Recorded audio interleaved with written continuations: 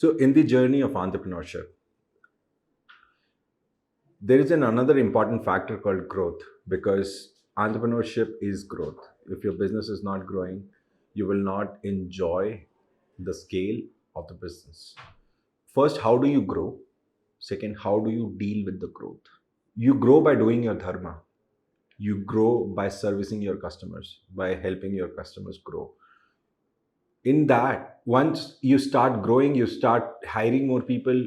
Those people starts doing the work that you want to do, and the entire collective growth becomes the growth of the company.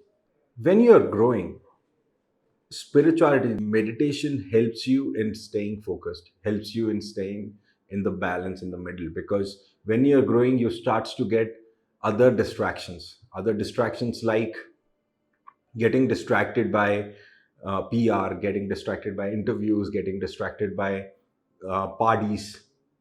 But when you meditate, you know where you have to be, which will add the most value in your lives. And then when you start focusing and when you introduce it to your culture, you ensure that whatever you are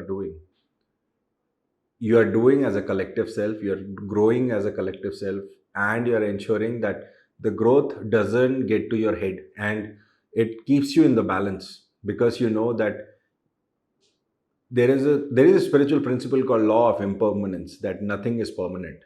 And when you know, you work towards growing it to an extent where law of impermanence, the probability of it happening becomes lesser and lesser, and that's how you focus on growing, that's how you grow, and that's how you deal with the growth. When growth is in your control, you can live off you can work, you can have a personal life, you can have a you can have a social life, and everything is in balance, and balanced growth is the right growth. So thank you so much for listening.